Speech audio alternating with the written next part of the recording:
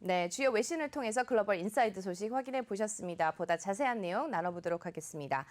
미국의 경기 회복 속도가 굉장히 빨라지고 있다고요? 네, 그렇습니다. 그 비농업 부분의 고용자 숫자 같은 경우에는 지난 금요일 날 발표가 됐습니다만은 금요일 날 휴장을 했기 때문에 뒤늦게 반영이 됐고요. 그리고 그 밖에 ISM 제조업 지수라든지 뉴욕시의 이 비즈니스 여건 지수 그리고 컨퍼런스 보드의 고용 추세 지수 뭐 이런 것들이 모두 다 좋게 나왔습니다. 단순히 전월 대비 좋았던 것뿐만이 아니고 전문가들 그러니까 월가에서 예상했던 것보다도 훨씬 더 좋게 나왔기 때문에 미국의 경기 회복 속도가 상당히 빨라지고 있는 것 아니냐 하는 그런 분석들이 나오고 있습니다. 네, 그렇다면은 이제 경기 회복 속도가 더 심해지다 보면 빨라지다 보면은 네. 인플레이션이라든지 금리 상승 우려도 더해지지 않을까요? 네, 지금 현재 월가에서 얘기를 하고 있는 걸 볼 것 같으면은 우리가 경제 지표 하면은 딱 숫자로 잡히는 것도 있죠. 이를테면은 뭐 고용자 숫자라든지 하는 것도 있지만은 경제 지표 중에서는 경제 참가자들이 예상하는 심리적인 부분도 꽤 많습니다. 그러니까 3개월 뒤에 어떨 것 같으냐,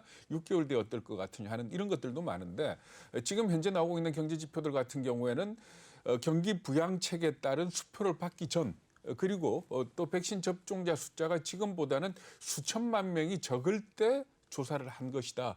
그렇기 때문에 사실 이것보다도 훨씬 더 좋게 나올 가능성이 있다 이렇게 지적을 합니다. 그래가지고 월스트리트 저널 같은 경우에는 경제학자들이 예상하는 전망을 갖다 다시 수정을 해야 될 거다. 그렇게 된다면은 10년물 미국 국채금리도 2%를 넘어갈 가능성이 있는데 이렇게 된다면은 기술주에 부담이 될 거다라는 그런 점을 지적을 하고 있습니다. 네, 오늘 또 제니 옐런 장관의 연설이 있었습니다. 네. 또 다른 나라의 법인세율에도 좀 간섭을 하겠다. 이런 네, 내용이죠? 그렇습니다. 뭐 자세히 설명을 하셨으니까 잠깐 간단하게 말씀을 드리면은 제니 옐런 장관이 시카고에서 있었던 국제문제협의회에서 연설을 했습니다. 그 내용이 다른 나라도 법인세 하한선을 정해가지고 그것보다는 더 밑으로 내려가지 못하게 해라. 그러니까 다른 나라 세법까지도 결국 간섭을 하겠다라는 그런 얘기입니다. 그래서 G20 국가들하고 현재 협의를 하고 있다 이렇게 밝혔거든요. 결국 미국이 법인세율을 올리면서 외국 기업들이 미국에 들어오는 것을 꺼려하거나 아니면 미국에 있는 기업들이 빠져나간 걸 방지하기 위해서 다른 나라도 법인세율을 올려라라고 그렇게 강요를 하고 있는 그런 상황이다 이렇게 보시면 됩니다.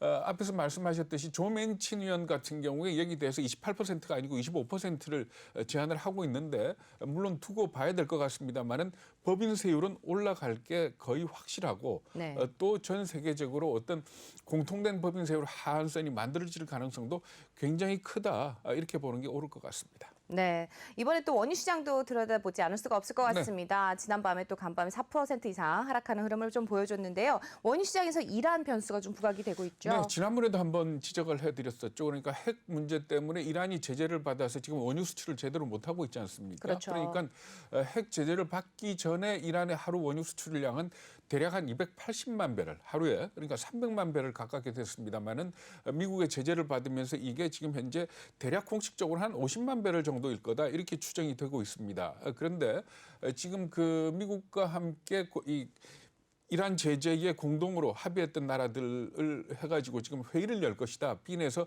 회의를 열 예정이다. 이렇게 발표가 됐습니다. 이렇게 되니까 언젠가는 곧 빠른 시일 내 올해 안에 이란이 원유 생산을 재개하지 않겠느냐 하는 그런 예상들이 나오고 있는 겁니다. 그래서 3분기쯤에 가서는 이란이 하루에 300만 배럴을 생산할 수 있다 이렇게 얘기를 하고 있거든요. 그런데 만약에 300만 배럴에 육박을 한다면은 굉장히 큰 양입니다. 물론 전 세계에서 사용하는 원유가 하루에 한 1억 배럴 됩니다만은 300만 배럴 그러면 지금 현재 감산 규모가 980만 배럴에서 한 700만 배럴 수준으로 내려와 있지 않습니까? 그러니까 300만 배럴이면 굉장히 큰 거기 때문에 원유 시장이 분명히 충격을 받을 걸로 이렇게들 예상을 하고 있습니다. 다만 여기에 대해서 다른 분석도 나오고 있습니다. 뭔가 하면 이란이 지금 현재 뒷문으로 그러니까 중국 등에다가 이미 많은 양의 원유를 수출하고 있기 때문에 원유 그 오펙에 참가하게 된다 하더라도 그렇게 원유 시장의 충격은 크지 않을 거다라는 그런 분석도 있습니다.